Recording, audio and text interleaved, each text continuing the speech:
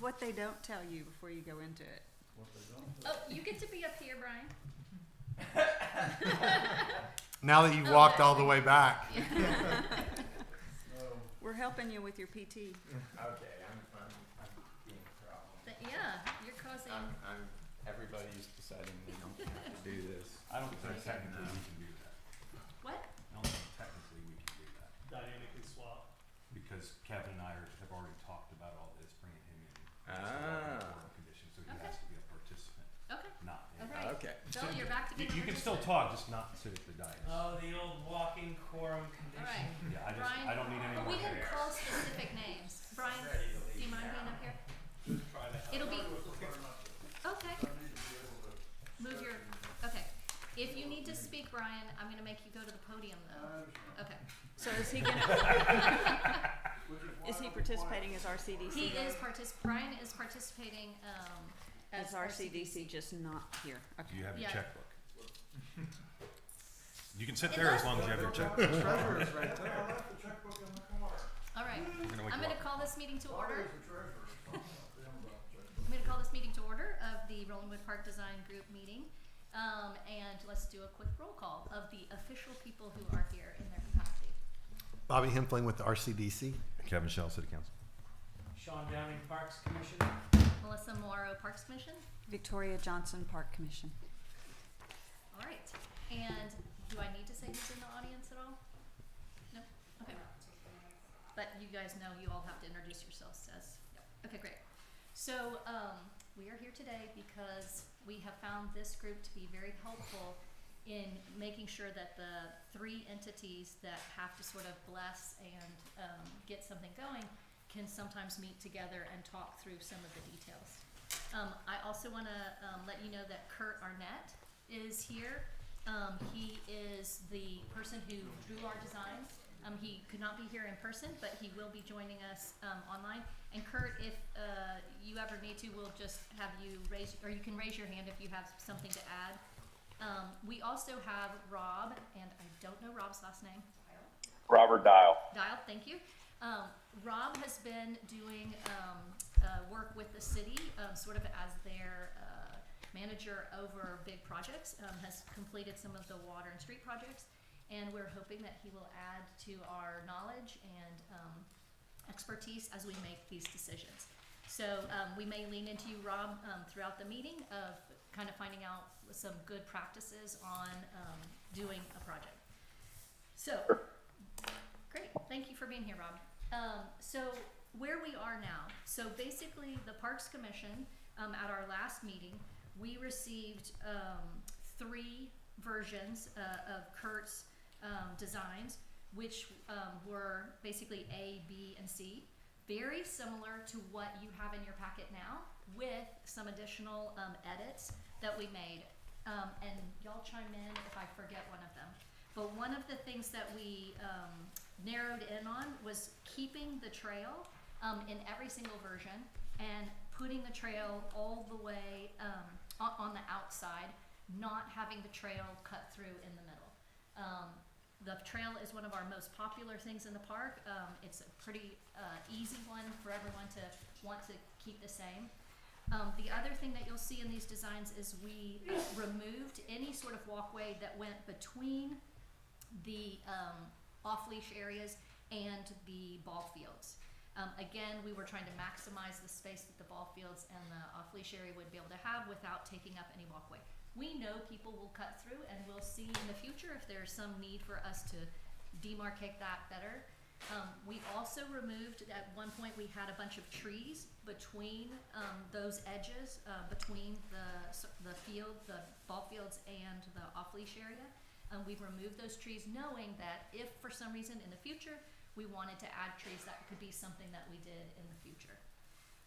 Other than that, and you'll see in this design that the parking area and the new entrance area is basically the same in all 3 designs, with very minimal slight changes depending on exactly where it married up to the off-leash area. So as far as the parking lot goes, Some of our discussion around that will be more about surface area. We've pretty much dialed in, how many spaces that we want to make sure that we're keeping the trees. Some of the materials that we're considering in the parking areas is based on being able to make sure our trees stay healthy.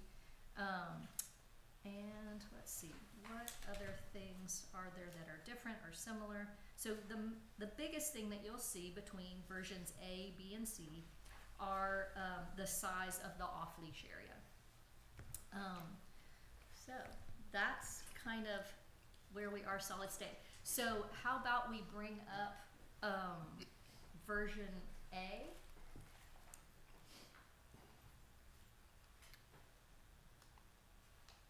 All right, great.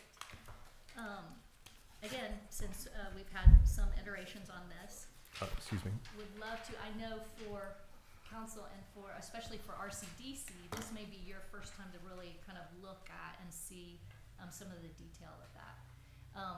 One more step backwards. One of the reasons why we were on our way to just do the parking, go back a year from now, about a year. And we were focused on that. And one of the feedback things that we got from RCDC was, hey, should we be looking at the larger park as we do this? And to be honest, I was like, no, I think that's too big to look at the whole park. We'll never start moving forward with anything if we start trying to redesign the entire park. And so, but as we got down the road on this parking area, the one thing that did get really brought up significantly and people had a lot of opinions about was, could this be a good time for us to reopen the off-leash area? So as you all know, right now, we have fields 3, 4, and 5 that are off-leash and are shared with the ballpark groups.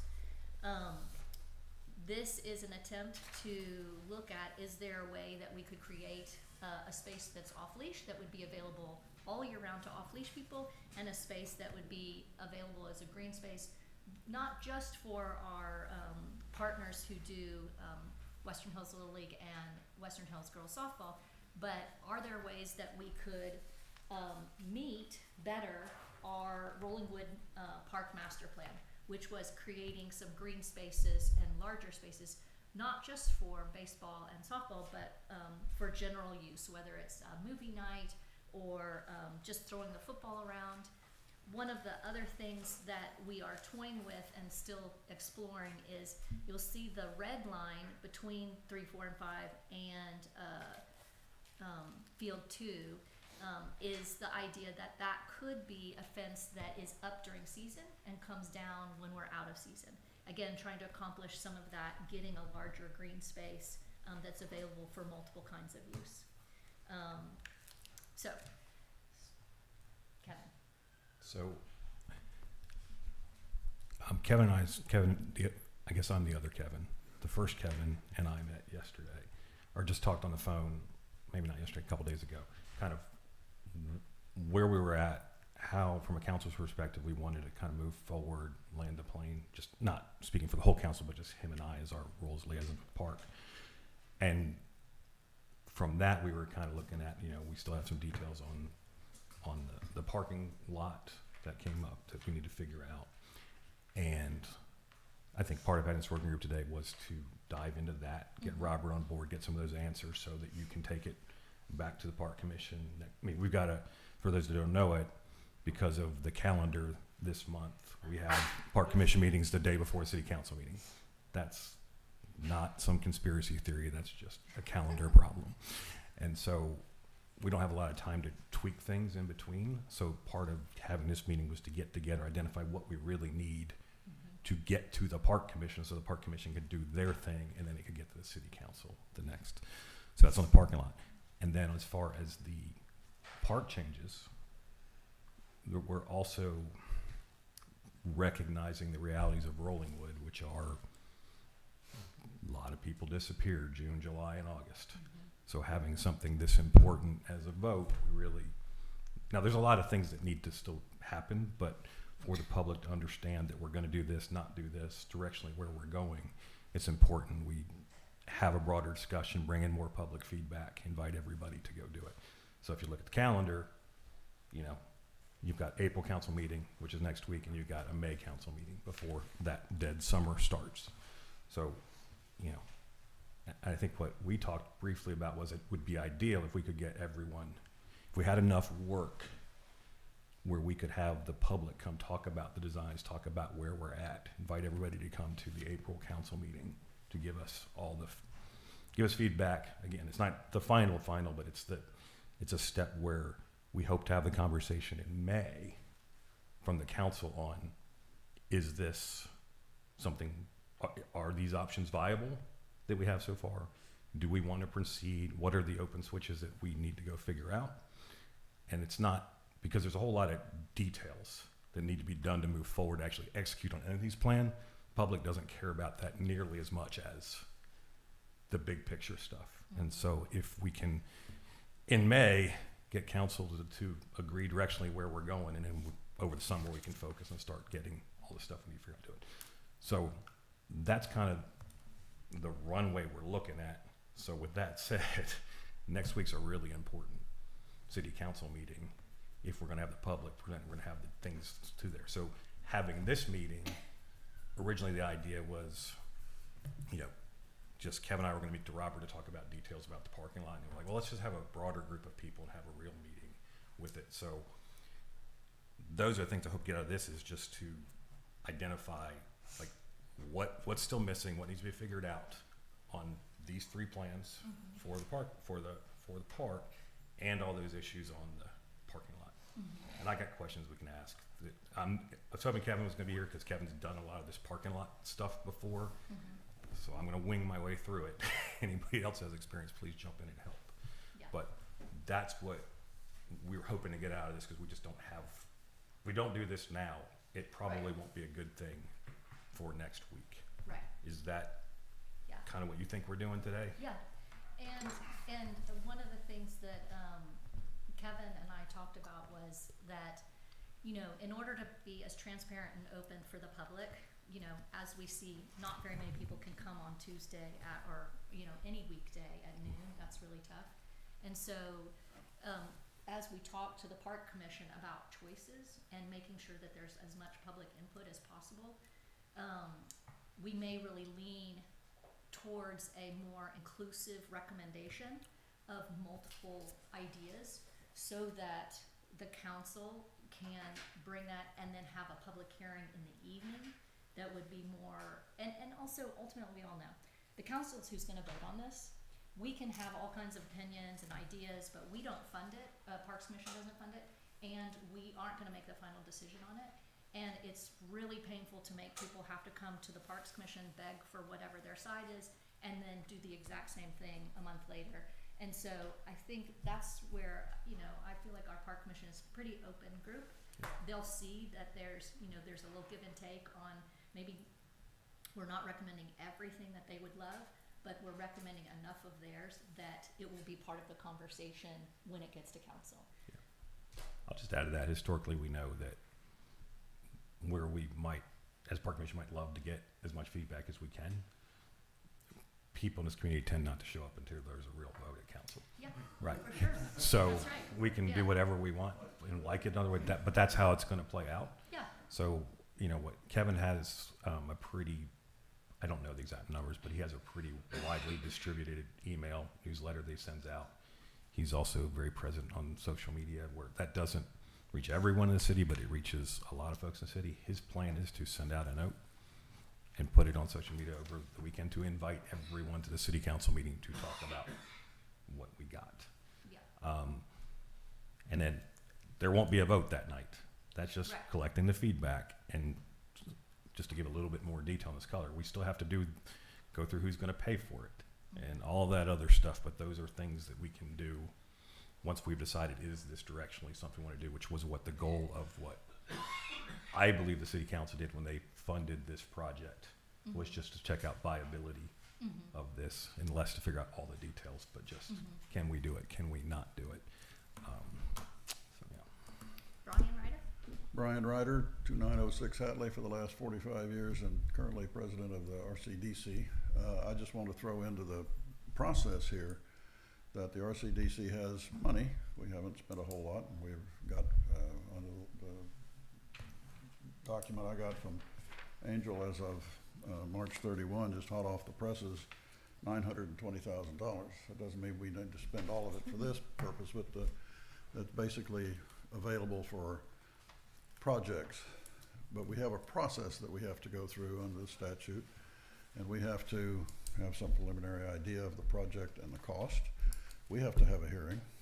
We have to then adopt the final rules of what the project is going to be, and that has to go to city council. So we have our own internal requirements of process that needs to be overlaid on what you're talking about. And I have a hunch that everybody in the room, several people have asked me if I brought the checkbook, are looking for the RCDC to pay a lot of this, and that may well be possible, but we don't have a clue right now as to what the cost of some of these projects might be, and we don't have really a definition of the projects yet. And so that's what I'm here hoping that we can move forward on, particularly, and we can break this thing in pieces. You know, if we've got definitive agreement on the park commission and the other people in the community about the parking and the entry, you know, we can make that, we can do that as a separate project, assuming we go through the process and we get the positive feedback and the approval of council to do that. If the off-leash area and the ballpark improvements are part of this, I'm going to be really interested in seeing how we move that batting cage. But okay, I don't know if I've got a Caterpillar tractor big enough to drag that thing, but whatever. We can do those together or in pieces too. We also need, though, as RCDC, to keep our eye on our source of money, which is the sales taxes generated by the businesses, most of which are on BK Road, and we need to be attending to those folks as well, to make sure that they understand that we have them in mind and they pay us, and that needs to be a two-way street that we deal with. So if you're talking about schedule, we've got one too. Our meeting is next Tuesday, I think. Next Monday at 5:30. And we don't have any real action items on our agenda other than to go over our finances and to talk. There's three of us here to get the rest of our crew up to date on where we are and what we're doing. But I sure would like to take from this meeting some idea of what projects, what order of projects, and some idea, just give me a clue about cost so that our treasurer can figure in the cash flow and we can deal with managing this. So that's our input. Yeah, and I agree, Brian, I left out the details, but there is, if RCDC is going to pay for this, they have to create a project, they have to have their meetings, city council has to approve it.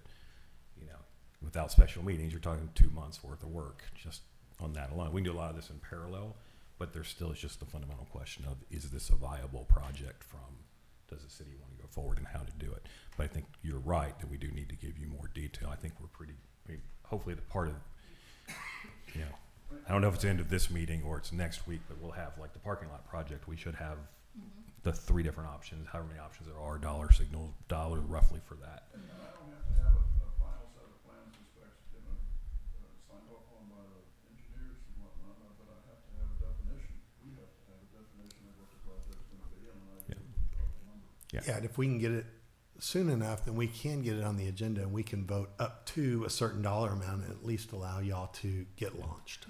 So what I'm hoping to do is that we just get enough details figured out, enough council votes to go, yes, we're willing to do this. We're going to figure this all out. But I'll just give you an example. Like if the city's paying for this, we're just starting to enter budget season. That won't be done until August, September. So this will get delayed till at least then if the city is paying for it out of the general fund. If RCDC can write a check whenever we get through the statutory requirements if they want to do it, which would make it be faster. So there are people in the community that want this to go fast and get it done yesterday. And there's just a bunch of steps we have to go through. And I think we're getting to the point, we have enough data now where we can start going at the council level. Is this something we want to pursue? are these viable plans? Do we have all the questions answers? What else do we need questions before we can stamp it? Because I don't want to particularly waste everybody else's time if we're not there with the city council. Right. When you guys, if you want to, RCDC can kind of roughly see where we're going, but until council gives you a yes, go, we're kind of there. It's up to you guys what you want to do with it. So, I know Parks and RCDC, we've tried to keep you guys informed as we went along. And when I go back all the way a year, we really looked at what money was available from RCDC when we started with the parking lot project.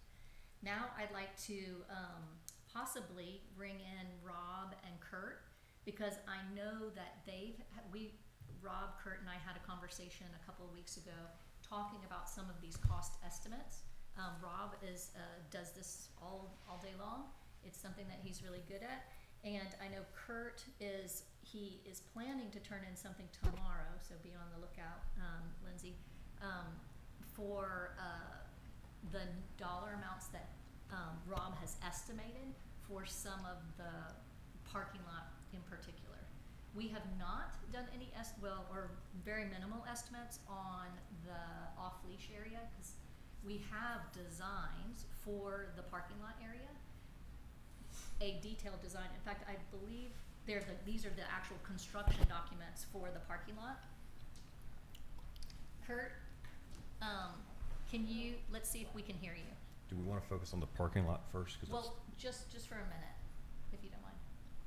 I'm just trying to figure out, we had two things. We had one agenda item, big agenda item. Yeah. I want to know how we're going to handle this meeting.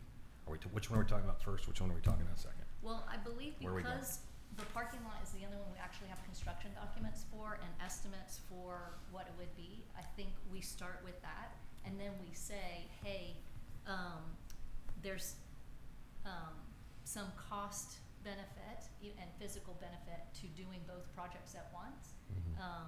And I'll let Rob speak to that more. So, again, when people keep wanting me to break this down, but then step back and talk about the off-leash area, it becomes complicated. So I'm going to say let's start with the parking lot, because we have more known things about it. So basically, Kurt, can you hear me? Are you on mute? See. Oh, there you go. I can hear you now. Oh, okay. Okay. Kurt, can you talk to us a little bit about the parking lot and the design elements? Well, the parking lot, it hasn't really changed over these drawings, except for just more details been added to the drawings. And I think the big questions are what the final paving material will be. We're kind of hoping to get the gravel paved material that's pervious, and we have gotten pricing on that, and then we've also gotten pricing on if we went with asphalt. The profile for each option is the same as far as excavation and as far as the concrete curb that borders it. So those elements stay the same. It's just what the materials are that we added back in after we excavate. So Parks Commission, and Kurt, give me 1 second. So Parks Commission prefers to do the gravel pave because of it being pervious, so we don't have to worry so much about drainage and its impact on our neighbors. It also the heat should be reduced from what an asphalt would be, but it is more expensive. One of the questions I believe you had, Kevin, at the council meeting was, but what's the life of it? And the gravel pave people did send a letter back saying that it's basically they give a lifetime warranty. Now, I take that with a grain of salt. If the company goes belly up in 2 years, the lifetime of that company is over. But you can assume that it's going to be at least as long as the asphalt. Yeah, that question was asked to kind of, my understanding, again, if original Kevin was here, he's done more of this and understands the cost, but the cost of the True Grid gravel pave, whatever it was called, is higher up front. Yes. But that could be offset by the benefits, the biggest one being the financial, the biggest one from the accountant's perspective being the financial savings. So we wanted to know that, but yeah, the lifetime warranty, again, we don't know, like with asphalt, you have to seal it, you have to take care of, there's certain things you have to do. I've seen some of those and heard complaints about the True Grid material where it does start to fray, it does start to wear down. How quickly does that happen? Is that normal? Is that covered by this stuff? I mean, you're absolutely right about the lifetime. That is a concern. They can be around in 20 years. Yeah. To redo more of that. But I do think there was what we were hoping to get from council was just kind of like a grid of these options and the important things, which was, the cost, the material, any extra costs. Because you mentioned, while the Park Commission did recommend the True Grid, one of the questions we have is what extra costs are going to, that material's still going to have to go through a drainage study and through the city's engineering process and still have to go through TCEQ to get approved. Well, it's a little bit different for them because the amount that it basically holds within it's like building a French drain. So they tell you what basically the amount of rain or whatever rainfall that will be on it that basically treats it just like the material you have there now. I'm not going to ask Nikki to come up to, but our conversations, it still does have to go through the process to get approved. Okay. And no matter what they say, no matter what that does. And so again, if we're looking at different types of material, one of the questions we'd like to know is going to be if that passes everything with TCEQ and we don't need to do anything with it, great. That's zero cost. That's a benefit. But if we do asphalt, what is the additional problems that could come out of, and this is, Robert might be able to know some of this, but like for an asphalt project, if you're going to have all the extra runoff, are we going to have to build a facility with extra cost to hold all that? Yes. What's that also going to be? Yes. We've seen with drainage project in the past where we thought we were good to go, TCEQ said you're not, and we lost 60 days of work and had to do a bunch of stuff to figure it out. So those are some things that just added cost and time to the project, which I'm not so much worried about time of the project for the three things, but these extras for the type of material are interesting. And then I don't remember if y'all considered concrete when you deliberated in the Park Commission as a viable option. I don't think so. I do now. Kurt, tell me if I'm wrong. The handicapped areas and the apron will be concrete. Is that right? Yes. Yeah, concrete is used differently than the asphalt is. Well, but concrete as a paving surface, again, this is I'm speaking from what I learned from original Kevin, which is he in his commercial projects only builds concrete parking lots anymore because the lifetime costs of concrete he believes are cheaper. It also depends on what the cost of concrete is because that moves up and down all over the place. He also brought up considerations where you maybe didn't have to do as much excavation or prep because concrete's stronger, doesn't need as much removed, so it might be viable. And also concrete doesn't hold as much heat as asphalt does. So just as an option and consideration, I don't know if it probably warrants being looked at. Yeah. So Rob, when we Yes. when we decide to, let's say we have a design like we do right now, and we basically said, okay, we want someone to come and bid this, and we want a bid that has the gravel pave, we want a bid that has asphalt, and we want a bid that has concrete. Isn't that basically what we would be doing? Like, can you put it out to bid and basically ask for bids that include all three? You do them as bid alternates. Okay.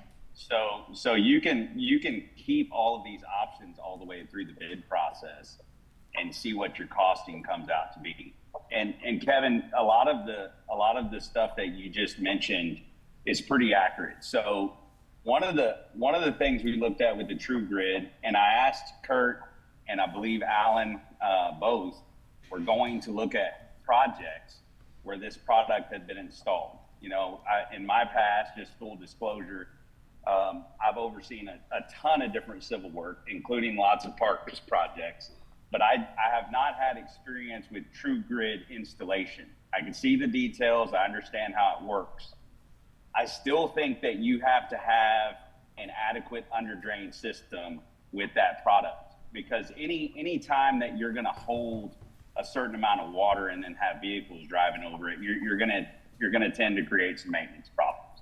So I believe Kurt, in his design for that, has accounted for some French drains, some piping, there's some outlets. So there's still a little bit of drainage runoff either way. Obviously, asphalt, concrete, or impervious surfaces, you're gonna have runoff from that. You'll have to run that through TCQ. You may have some grass swelling that you have to do, biofiltration, which would change your scope a little bit too. The cost differences are obviously noted, and Kurt has run those, and then you can truly grasp those through running bid alternates when you bid this out. Okay, so that's going to give you a clear view on what the dollars are going to be from your bidders, and possibly help you make that decision. Now, I've been told everybody wants this this pervious gravel surface. There is going to be some challenges with that, with your parking space striping. That gravel is going to move around on you. You still are going to have to account for the drainage. I believe that Alan went and looked at a bike park in Houston that had this product installed maybe 4 or 5 years ago, based on our research. Is Alan at the meeting today? He is. He was trying to avoid you. He's but- pretending not to be. Yeah, thanks for calling me out, Robert. You know, I was going to. My plans changed. I didn't go to the north side of Houston, so I did not look at it.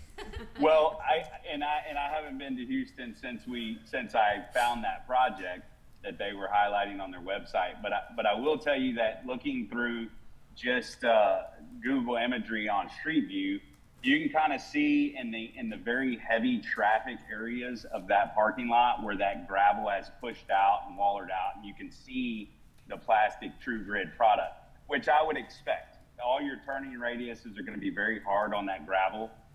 So your entrance area where cars come in and turn in and out a lot, you're probably going to have to keep up with. It didn't look bad, but you know, it's like a black star gravel, and I don't know how many of you are familiar with that. That's a very common landscaping gravel in Central Texas. It has that dark gray look. It's like maybe a 3/4 inch gravel. You see people put it in zero scaping beds and stuff like that. That's what it ends up being. It's a gravel parking lot that's got this matrix in it that makes it last longer. It is ADA compliant though. Does it not No, say I don't believe that would be ADA compliant. So that's why the parking spaces, the handicap stuff, was supposed to be concrete. Great. Does it not say I did go by a site. Hold on just a second, Kurt. Sean has a question. when they pitched Oh, okay. us in Parks Commission, it had those, you know, the inserts to where the plastic Yes, little that's things right. sat. So there's not any painted lines on it. That's right. Right. Yeah. Or it's not going to be It spilled has over. set It has some insets. sort of Yeah. control mechanism. It does. It does have Yeah, there's ways of those- making lines. There's those little push-in, Yeah. you know, like raised pavement markers, but I did notice on that lot, a lot of those pop out. And so I said striping, that is the type of striping that's used on that product. You're going to have extras of those and go refresh them a lot. It's not paint, it's the buttons. That's good enough because they make it sound like those are permanent fixtures and it's the best thing ever. Kurt, did you want to say Oh, something? I just wanted to say there's a pretty good example here in Austin that I went by, and it's on Cesar Chavez. It's right across the street from 1 and a Million, if you know where that is.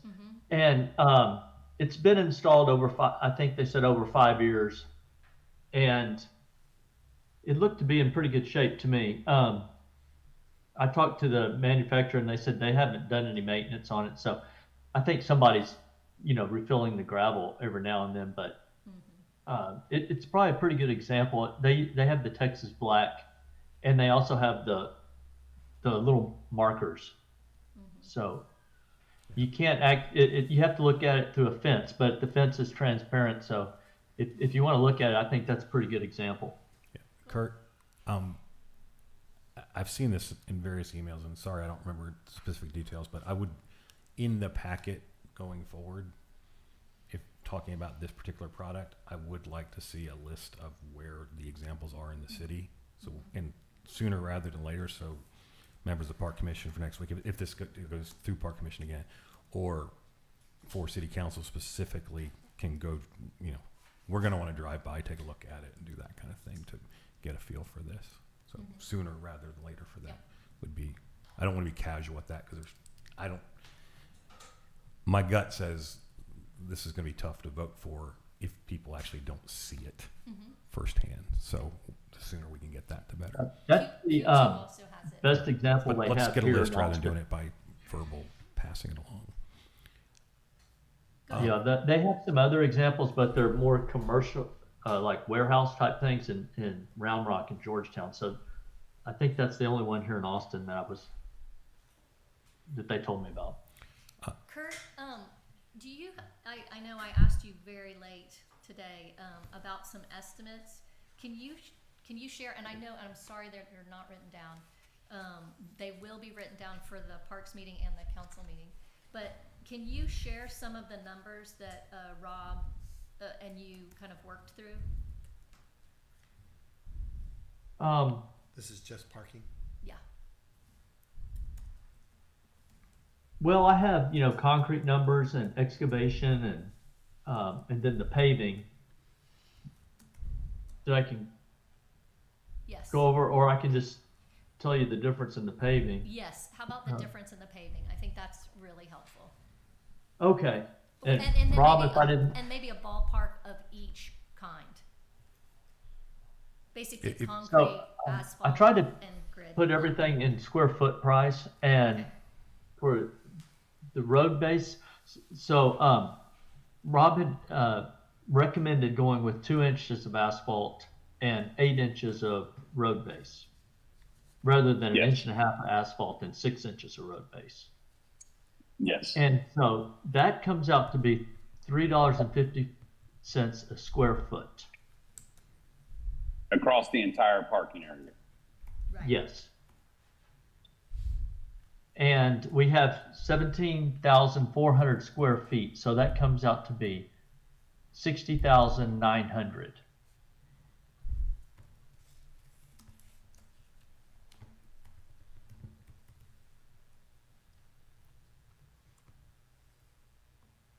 Now the True Grid, it was I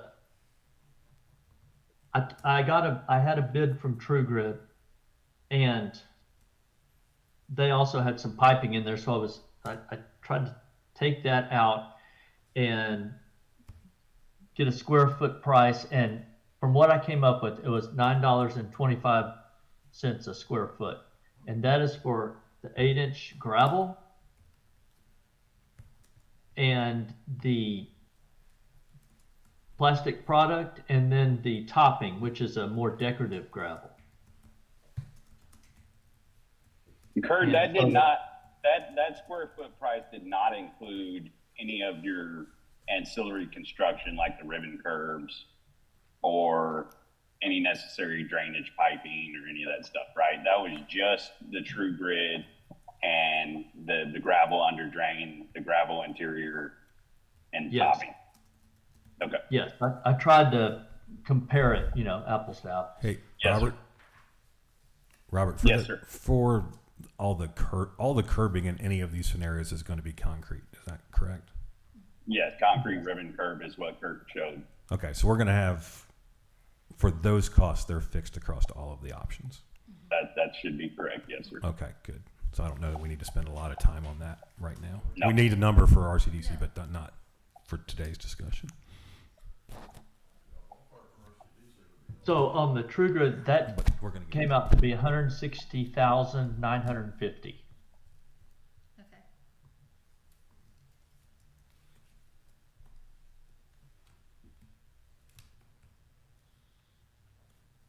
Do we have a concrete bid for the same thing? So the concrete, it's broken down into the concrete curb If we just left out Which the is, curb and if we were just talking about basically where we'd have the asphalt or where we'd have the gravel pave, do we have that number? You're saying an alternate for concreting the entire parking lot. Correct. Yes. Yep. So that's going to be, Kurt, that's going to be more in line with what I gave you for the driveway approach. Your okay, concrete price for the driveway approach extrapolated across the entire square footage of the parking area. And I think you're going to find it's going to be fairly similar in price to what the true grid is. The concrete's, it's more expensive for just the concrete. And back to what Kevin was saying, there is less excavation. So if you look at a typical section of the true grid product, you've got a certain amount of excavation. I believe it was 10 inches total. And then with the base and the asphalt, you're also looking at 10 inches. When you go to concrete paving for parking areas and driveways, you're looking at more like 9 inches or 7 inches, depending on the thickness of paving that you schedule. You can do 6 inch with reinforced for driveways and parking areas. And then you've got a small 2 inch excavation for sand cushion. So that would be an 8 inch, which would cut a little bit of your cubic yardage out of your excavation. So while the concrete would be more expensive per square foot itself, you would get back a little bit versus your other typicals in your excavation cost, if that makes sense. Yeah, that does. So what is the square foot price on concrete? What was the estimate? The current estimate I sent you, Kurt? I'm sorry, I'm driving. I don't have them from. oh, okay. No, you gave me a square yard price of $100 a square yard. Okay, so divide that by 9, you're at $11. Yeah, so I just did a quick calculation. If we have the 17,400 times 6 inch, times 0.5 divided by 27, that equals 322 cubic yards. But it's only 2 inches of difference excavation wise. So it's That's like right. It's like 105 yards. Gosh, I don't think I Yeah, did that it's just a calculation couple of right. thousand. No, Kurt, you're going to want to take the square. I gave it to you in square yards. So you divide that by 9. That's your square foot price, and then times that Square by your yard. parking lot. You're looking at about $180,000 or $190,000. Okay. Yeah, I was going cubic yard for some reason. Okay. So up there closer to the price of a true grid. Now, if you go with a entire concrete parking lot paving, you've got to control your grades, and you're certainly going to have to make sure that you're handling your drainage calcs and your runoffs.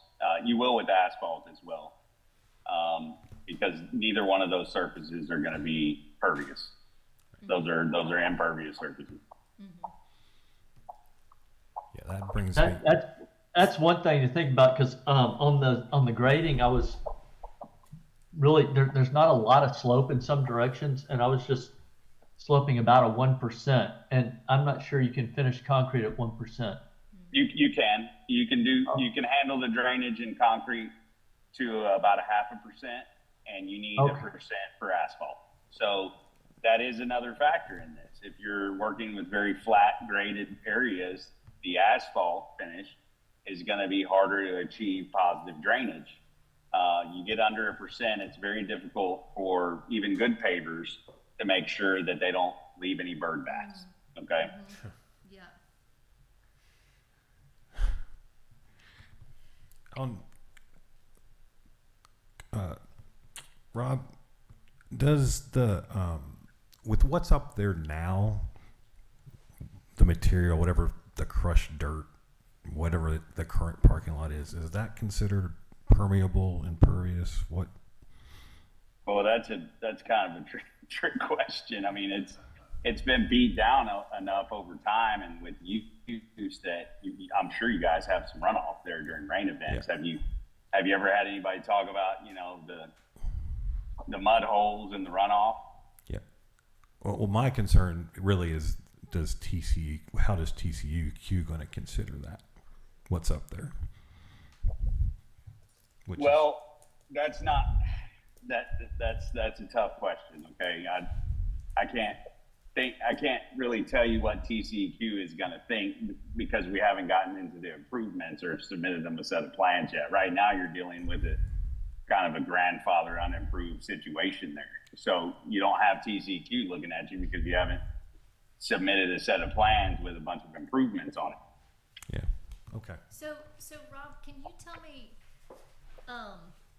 what is the order of operations here in terms of, I mean, if obviously we don't want to bid out something that TCEQ is never gonna pass, or that TCEQ is gonna require us to have a acre, you know, some retaining pond or something like that. So how do you, like, do people go and get this approved by TCEQ all three ways, or do you just go with the one you love and then you see if they approve it? Like, what do most people do in this case? If No, if the costs you would are all have the same, yeah. the design side. Okay, so first of all, you've got to go through your checklist of TCEQ's requirements. What's your disturbed area? What is that queue as far as the requirements of TCEQ? Okay, they've got thresholds for everything, right? And so Kurt would have to run through that gambit, and then when you submit, if you know that you want to bid these alternates, you have to submit to them your package, the whole thing, for review. And if you've got pervious stuff where you know your runoff is increased, those particular portions of the package need to include whatever you're going to do to handle your drainage. Mm-hmm. And that really is all on the design side. So Kurt, if you were designing this, how would the design change if it was, how does that change between those three options? Well, I feel like the pervious is, you know, I think it controls the runoff a lot better, and it creates kind of a holding area, and then you can release the water, you know. And I feel like the other options are just purely runoff, and plus I feel like they adversely affect the existing trees. So this, you know, when it gets into detention and all that, that is pretty much beyond my level of expertise, and that's more of like a civil engineering. Yeah, that gets into civil design. You'd probably have to sub into a civil group to do some drainage design for you, or to at least look at it, to look at your runoff counts, how much water are you generating off of that parking lot, and what is TCEQ going to say about that, and so what do you need to show to make sure that when you submit something, if you need to submit something, that you're going to pass all the hurdles. So it sounds like to me that the next step is we have to get a civil engineer to look at this and tell us whether we can even consider all three of them given that design. And if we wanted, there may be, I mean, it sounds like possibly the pervious one, when the gridlock people came to us, they basically said, hey, we're holding the water up to 100-year flood or whatever, and so it's not going to be, you're not going to have to build extra, you know, compensate for that. But I'm pretty sure for the asphalt and the concrete, you will have to. And so I guess the civil will then tell us what we would have to add to it. Yeah. I think given, I really appreciate the question, because I'll just speak for myself. And those of you who know me know my history with drainage and care about it. Anybody who's been watching city council for years knows, or been involved in city council for years knows, the last time we built parking lots, there was a lot of trouble with drainage and headaches around that. I think that this will be looked at very seriously at council before any votes move forward about whatever surface is, does it do it? So identifying the next steps, if that's it, I think we're going to at least, I think this can still go to council for consideration, ask more questions, but I don't think anything gets through until we have something, an answer on that. Yeah. So, Alan, I assume there's a civil engineer that you guys would recommend, or Rob, that we could have look at this plan and tell us between the three different, I assume people don't just do that kind of stuff for free. Do we have to, ask for funds, at our next parks meeting or council meeting to fund that? We have a city engineer, as you know, so we can ask the city engineer what the cost would be. Depending on their response, we move forward in different ways. Yeah. Cool, okay. there's probably no chance they can give us an answer before next Wednesday on that. We could try, but either way, we'll certainly try, because if nothing else, this item is on the council agenda, or will be once we post it, for whatever step we're at that point. So if we manage to get that far, then we will be able to do something at council. as long as it's worded, we can. Victoria? Yes, sir. Yes, well, to be clear, so what we would be asking the engineer to do is basically engineering plans for 3 different surfaces, correct? Is that? I believe so. My understanding is that the drawings that Kurt has presented here, we'll present them to the engineer and say, would this work with these 3 different surfaces? And if not, What do we need to do? Why not, and what would the fix be? I'm assuming That's right. each. I don't believe they're going to need to redesign anything for you at this juncture. You have KFA already contracted to be your city engineer, and they have a drainage group, which we just did some work with. I think just getting Kurt's plans in front of them and saying, hey, we're looking at these 3 different options. See the size of this, look at the improvements, the footprint. What are your thoughts relative to the drainage and what we would need to do with TCEQ for each one of these options? And they wouldn't be redesigning anything at this juncture. Now, if you get into the point where they say, yeah, if you do concrete or asphalt, we need to look at this. Here's going to be the drainage calculation. Then they can start running through and adding what would need to be added. Okay, great. Thank you. Yep, so I'm gonna just assume we are moving forward with that with you guys, and if you get it done by Tuesday at noon, maybe we hear about it at Parks. Otherwise, hopefully you hear about it at council. I'd like to get an update. Yes. At Parks meeting. So I have 2.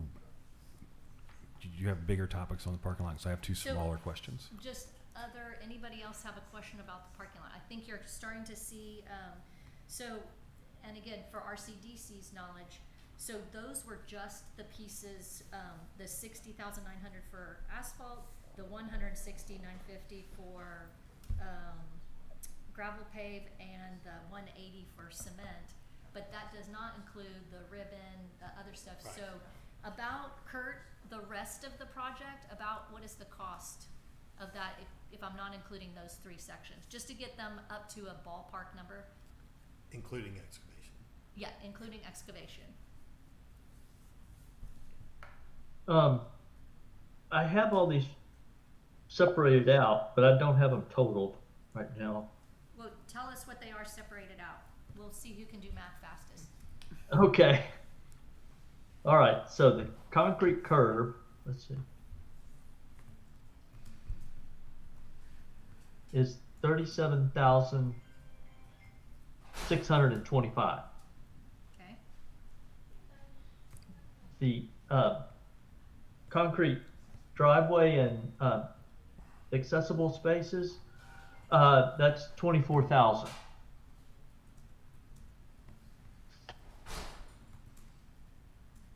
We have a price for a 6-inch Schedule 40 perforated PVC pipe. It's kind of the under drainage that Rob was talking about. And that's $40 a linear foot. And so that's 12,800.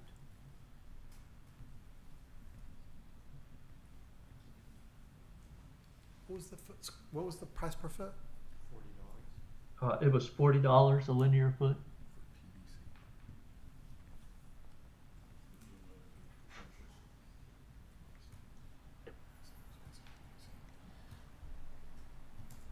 And then the excavation and haul off, I figured 750 cubic yards at $35 a cubic yard. And so that's 26,250.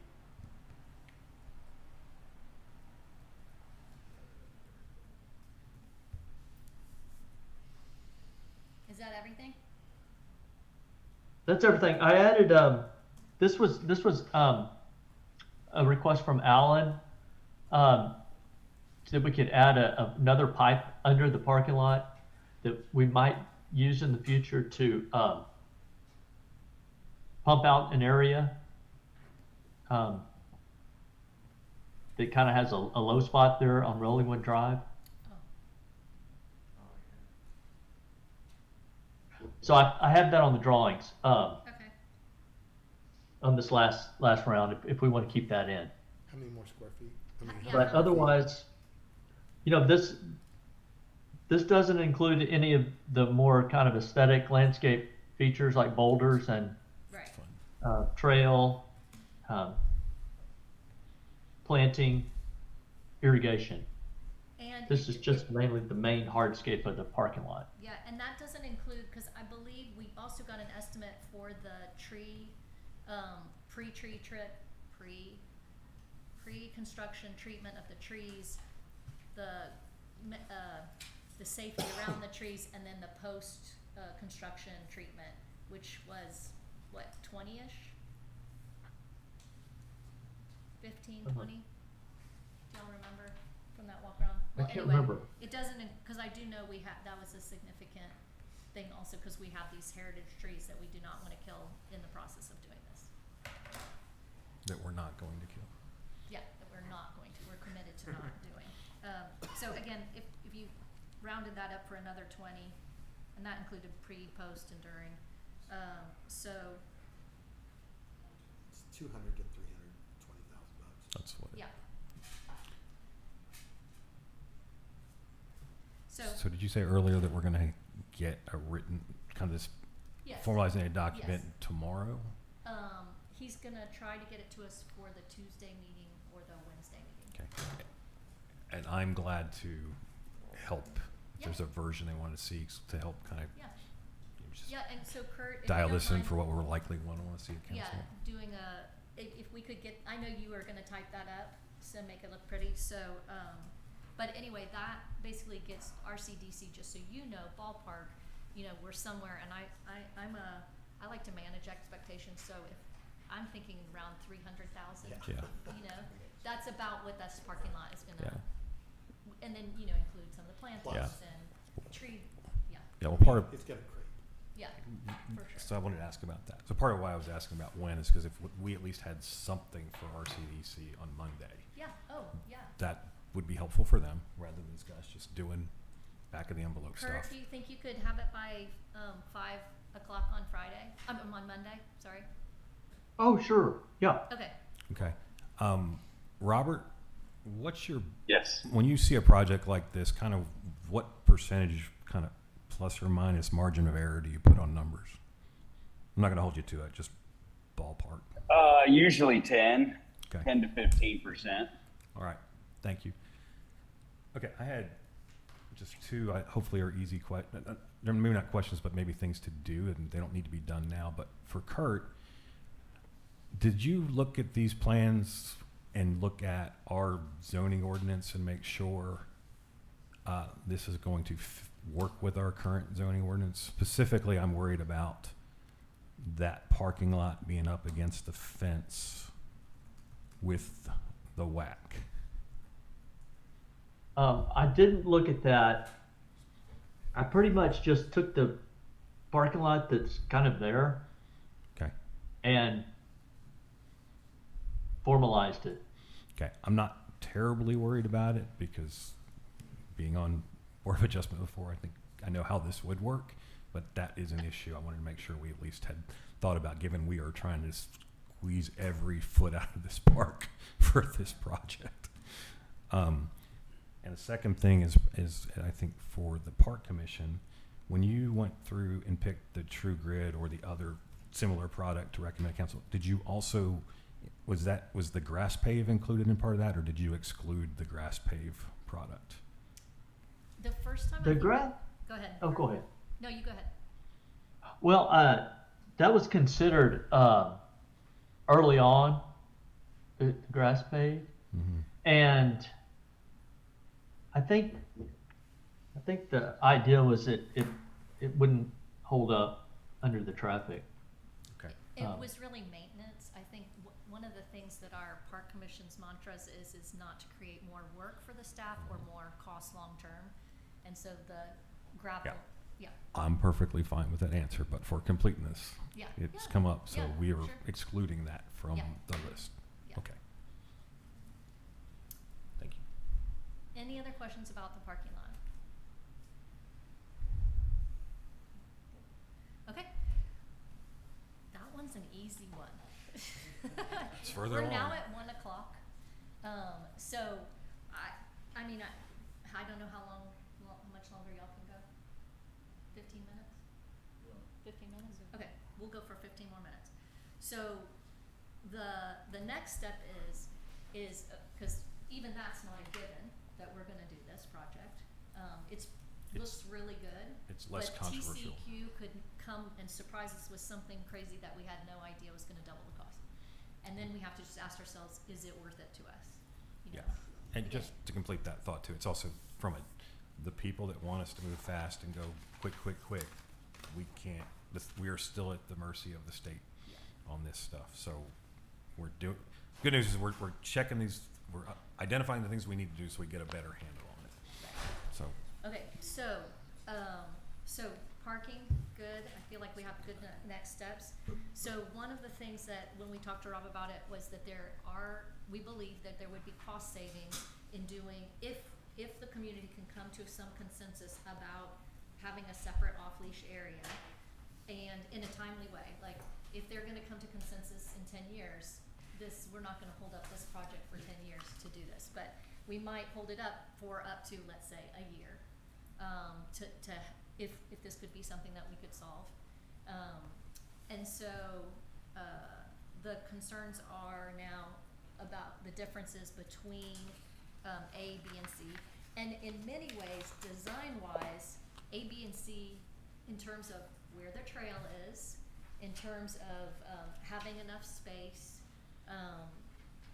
having it separated, all three of them have a very similar look. It's really about how much of the ball field will become part of the off-leash area, how much of the ball field is still playable and usable, and how much if people feel like an off-leash area that is, basically even at the biggest would be less than half the size of the current one. Is that a trade-off that everyone feels comfortable making? So just in terms of design elements, maybe we could start there as opposed to size. Are there things in any three of the designs that are like a no-go for you? You're like, if this is the way it's gonna be, I can't live with it. Has baseball or softball provided input? Because if I'm baseball and softball, I'm very concerned about the size of these parks. Mm-hmm. Ball fields. Yeah, So have they provided input? not really. I'll add something new since the last meeting. So they've not, I've said publicly, that bothers me and I want to hear from them. I think the council's going to want to, at least try to get input. I think hopefully they'll come say something at the next council meeting. We invite everybody. We've heard plenty of testimony and I've had plenty of private conversations that people that have talked to the league and give me their opinion.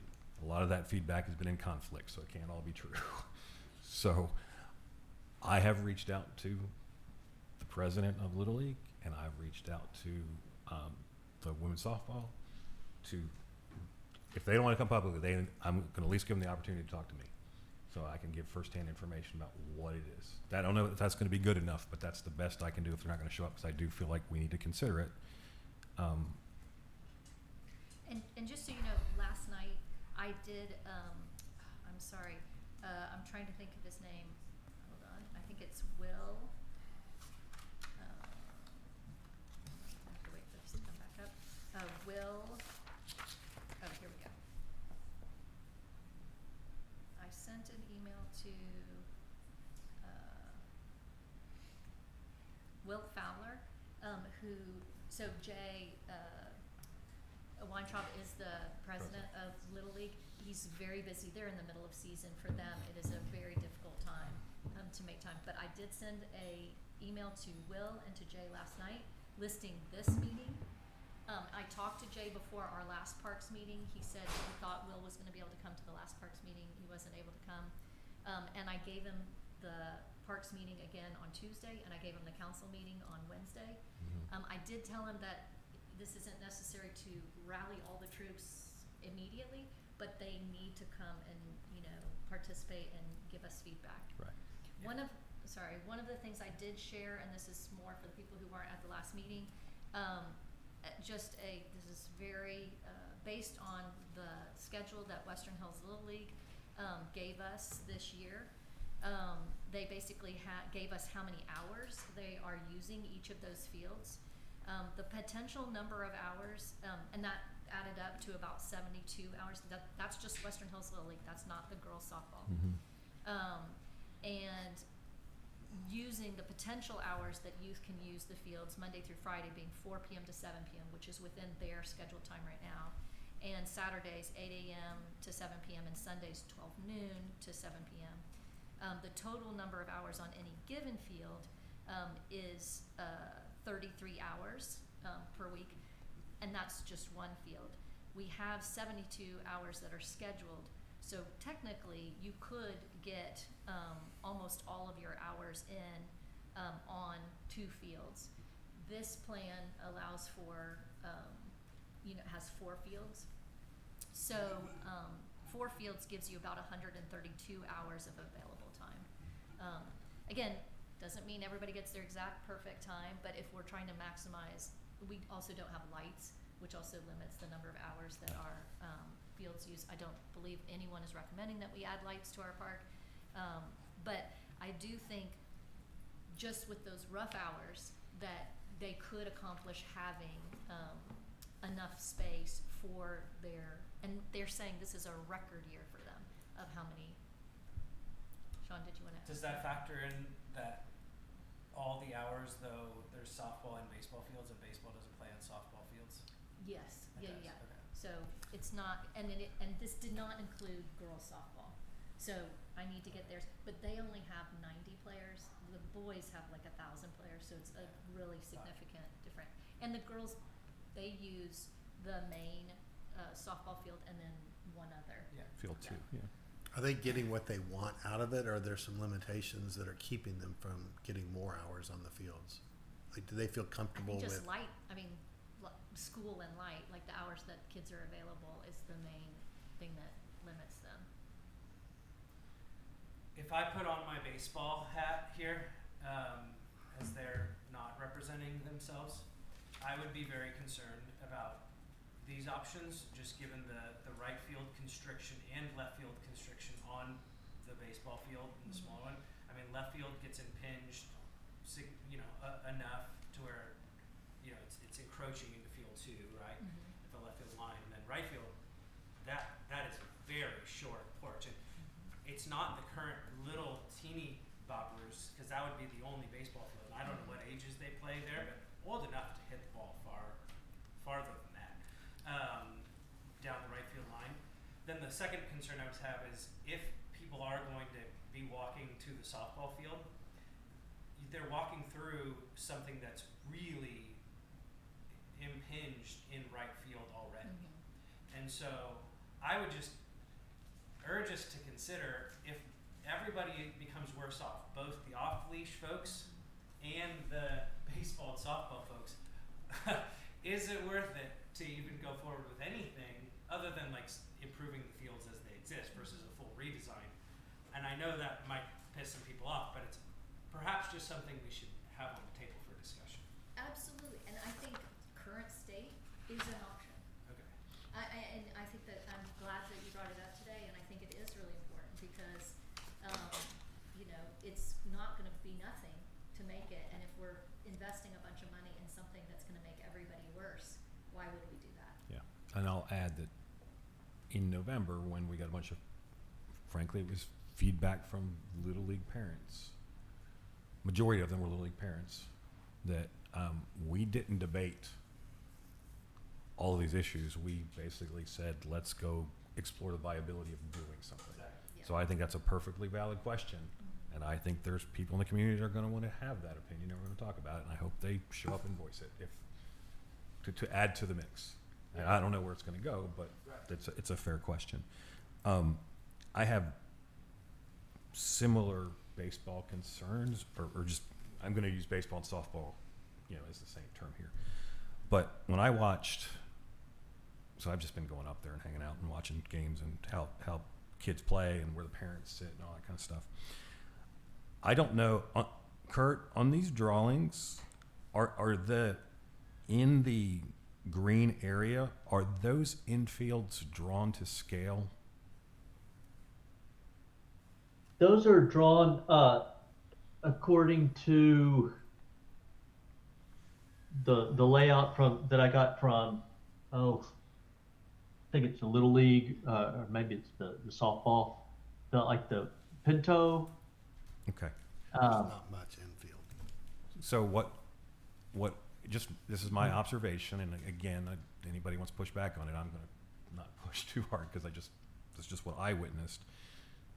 The boys play T-ball and the coach pitch all, primarily play on field 1. And it looks like all the action's happening on the dirt. It ball doesn't get out in the outfield very often, onto the grass at all. And then the coaches tend to stand at the end of the dirt just to back up everything. So when I looked at that, I don't think we have any kids any bigger than that playing on the grass fields. So if we kind of use that infield as the model, and we do that for both of these, then I think we can have a better idea if we really are cutting corners on the outfields to where it's going to matter. Right? Now, that is assuming that only the kids that play on those fields are going to be of those ages. And I have no idea if that's true or not. I looked at their schedules from what I could tell online, and then I was told that they don't update them online, so they could be wrong, but it looked like what was online, it was all just the littler kids playing on that. So the question I asked earlier in the week, I don't know if this got to Kurt or not, was my concern is just, can we have 2 simultaneous games going on? Is there room where those 2 infields basically are going to, or that playable area is going to impinge on each other? And more importantly, is there room for all the spectators? Because it's really tight on as drawn on all the pictures, the field next to the parking lot.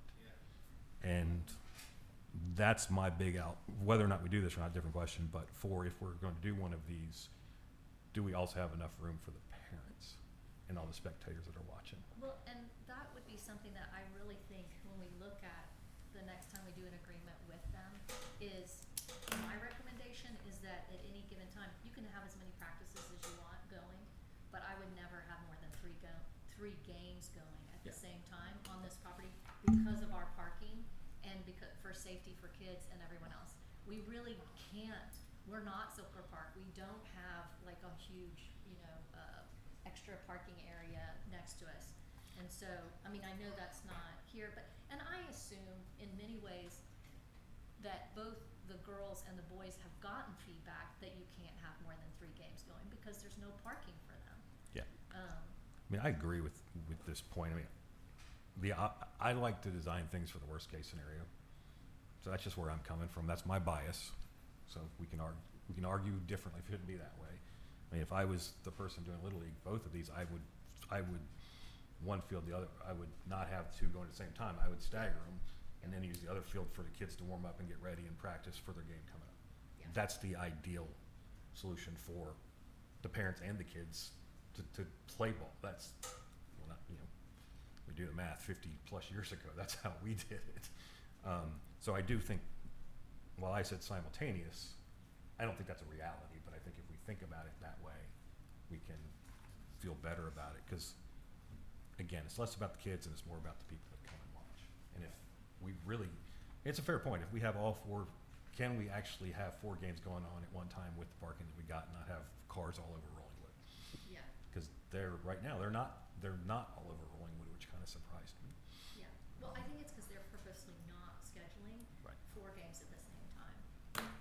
The other thing to consider though with parking is that if we have a separate dog park, we're gonna have cars up there that belong to dog people. So, yes, we're gonna do a better parking lot, it's gonna be more organized, but it's also gonna be accommodating 2 different populations. Yeah. Good point. We are at our 1:15 time. We can keep going if y'all want to, or if you feel like we've had good discussion, we'll have the parks meeting on Tuesday and then council on Wednesday. I have one, I don't believe, or correct me if I'm wrong, has the Parks Commission actually voted to send these plans to council? No. So, people need to leave, they need to leave, but I was hoping to get out of this meeting from this group, from the Parks Commission. What else do y'all need, what do members of the Park Commission want to see done or questions asked before your meeting? So you'll feel comfortable making some sort of recommendation to council. Baseball and softball's input would be tremendously helpful. Mm-hmm. That and I feel like, I'm not sure, I mean, we had one meeting where a lot of people came and spoke. It sounds like they're all being encouraged to go to city council to speak. In that case, I can easily vote for 3 plans to go up to city council. I could not focus on one plan to go up to city council without hearing all that input. So if all that input's gonna go up to city council, great, I'll vote for all 3 of them to go and be discussed at city council. But I don't have enough input to choose just one plan. Yeah, I think what would be, what I said earlier about like, I wasn't saying discouraging people not to go to the Park Commission to give you feedback. I was just being realistic about if we're gonna get mass people, we gotta pick and choose, and that's just the reality of it. So it's still, people should go to the Park Commission and give you that feedback, but what would be helpful would be a vote to send it up one way or another, but also here's the questions we have or concerns or the stipulations that we have. I can come up with a lot of questions. That I think for y'all should deliberate and think about and do that. That would be helpful for us. Because they're gonna get asked by somebody. Yep. As far as trying to bundle these 2 together, is that something that people still feel like is reasonable, or should we free these 2 projects for one another? I think we don't know enough to know if we can do it or not together. Right? Like, the parking lot obviously has a lot of unknowns that we gotta figure out to go do. And depending on if we did end up down a scenario where that's just too expensive, we don't do, can we even build the separate dog park? Because we don't have enough parking anymore. So I don't know that I don't feel like it's a good use of time to think about that until we get some more information. Obviously, we'd like to do them at the same time, so it's least disruptive to the community. We'd obviously like to do it because there's cost savings for it, but we'd also like to get something done as soon as possible. That's my 2 cents. It's hard to imagine a world where parking doesn't take another couple months to understand requirements from the state and so on, and by that time you could presumably have an answer from city council of the dog park, and then you can pretty easily do them at the same time. Like if it's a 2-month buffer between the 2, separating them into 2 projects seems silly. It doesn't seem like they're going to be a year apart. So yeah, I agree. We don't know enough right now, but it seems like it's reasonable that they would go together from a timeline perspective.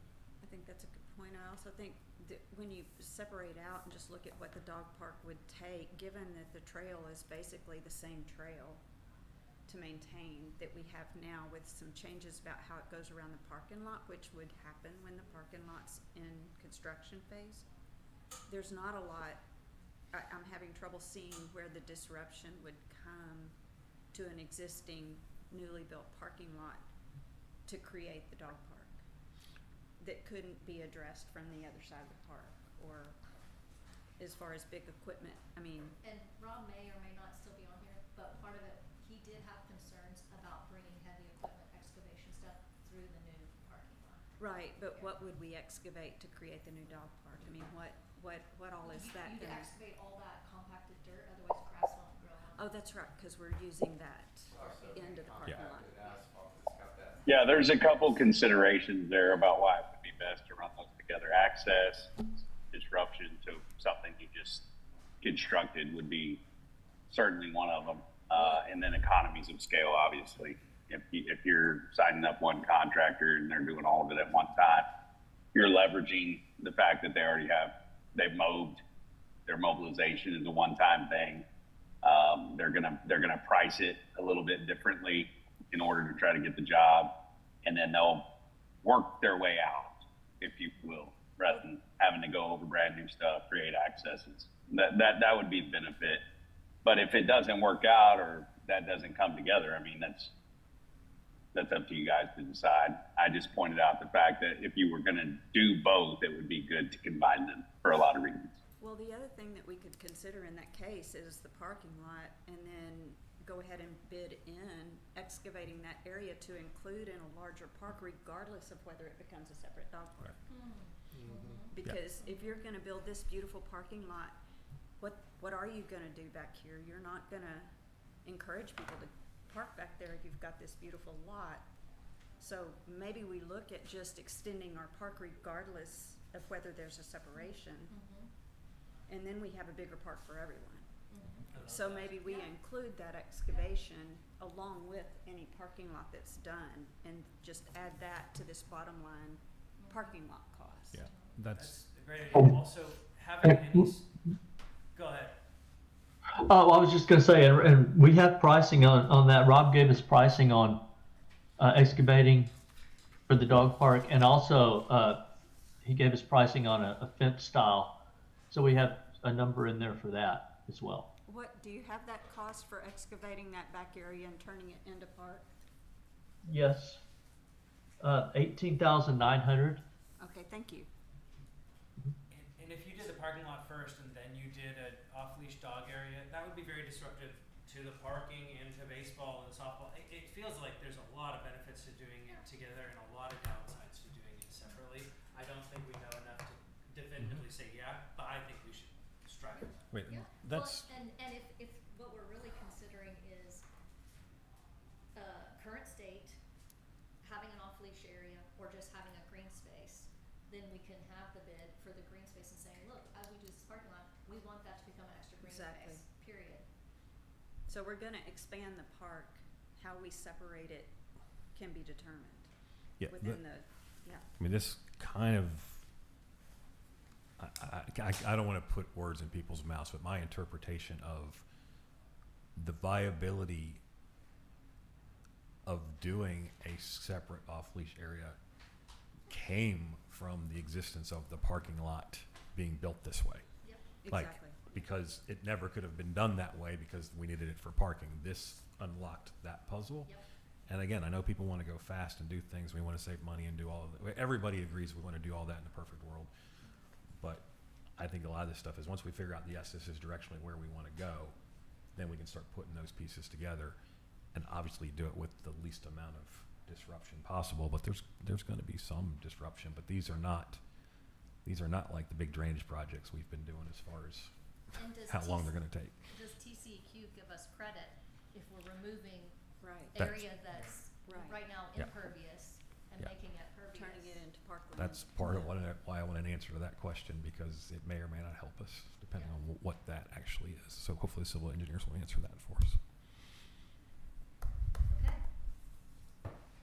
Great input. Really appreciate everyone's respect and time, and I know we went over, so I will see some of you back at the Parks Commission meeting. I'll see some of you at RCDC. I'll see some of you at council next week. We've got a busy week next week. Busy lady. So, a motion to adjourn? I move to adjourn. Okay, we're adjourned.